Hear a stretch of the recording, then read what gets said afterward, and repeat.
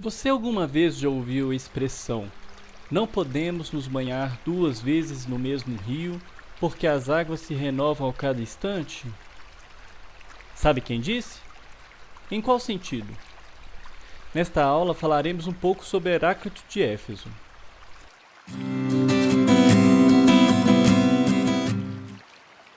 Como dissemos na aula anterior, dos pensamentos dos filósofos pré-socráticos só nos restaram apenas fragmentos, reunidos por Dios e Crans, os quais reuniram todos os documentos e fragmentos antigos que se referiam à vida e à doutrina dos filósofos pré-socráticos, assim como os fragmentos do livro Sobre a Natureza de Heráclito de Éfeso, sobre o qual nós falaremos hoje. Por isso, nós podemos sedimentar os pensamentos de Heráclito tentando compreender os cernes de suas questões filosóficas.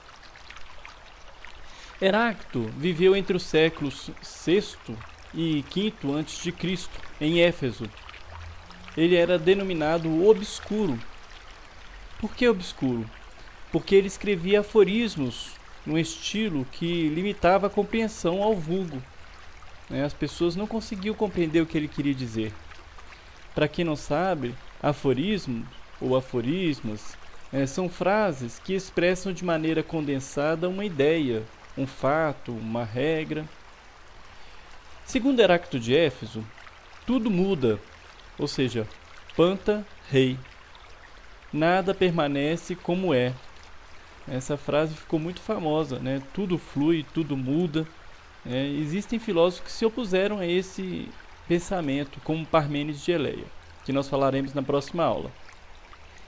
Em um de seus famosos fragmentos, Heráclito diz: "Nós descemos e não descemos pelo mesmo rio. Nós próprios somos e não somos."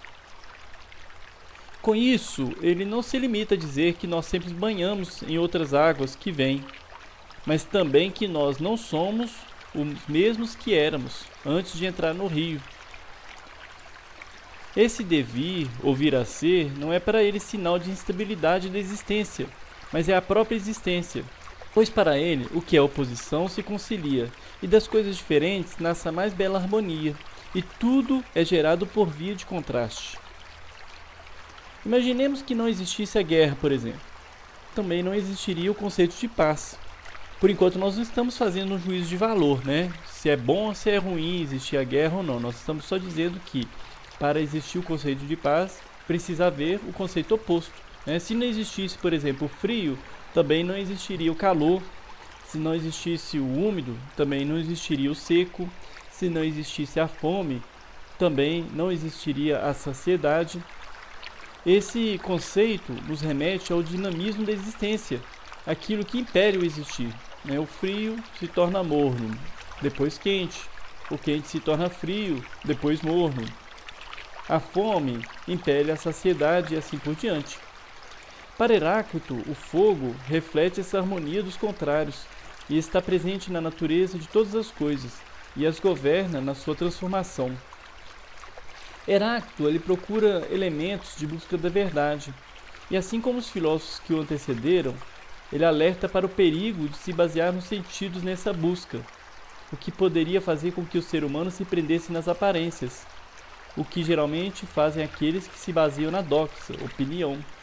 Ou seja, ele vai dizer que a gente tem a impressão que as coisas permanecem, ou que existe algo que permanece, mas ele vai dizer, não, isso é só aparência. Na verdade, as coisas mudam o tempo inteiro. Cada um dos seus fragmentos geraram diversas discussões. Há filósofos como, por exemplo, Aristóteles na Metafísica, que levaram ao extremo a ideia da luta dos contrários, dizendo que Heráclito negava a possibilidade de se alcançar a verdade, dizendo que daquilo que muda não se pode dizer nada de verdadeiro. Contudo, os diversos fragmentos de Heráclito nos remetem a reconhecer que esse dinamismo da existência implica na harmonia do vir a ser, e mais ainda, no sentido que tudo toma quando se percebe que a verdade não é um destino final, imutável, mas um caminho a ser percorrido. Ou seja, Heráclito vai mostrar que tudo flui, tudo muda. Essa é a essência das coisas. Na verdade, não existe uma essência permanente, e sim contínua transformação. Para ele, o mundo é um fluxo perpétuo, onde nada permanece idêntico a si mesmo, mas tudo se transforma no seu contrário. A luta é a harmonia dos contrários, responsável pela ordem racional do universo.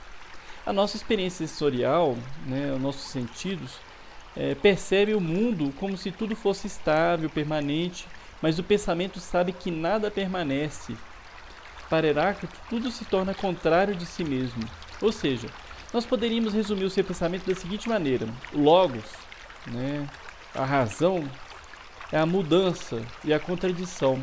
Ou seja, a única coisa permanente é a mudança.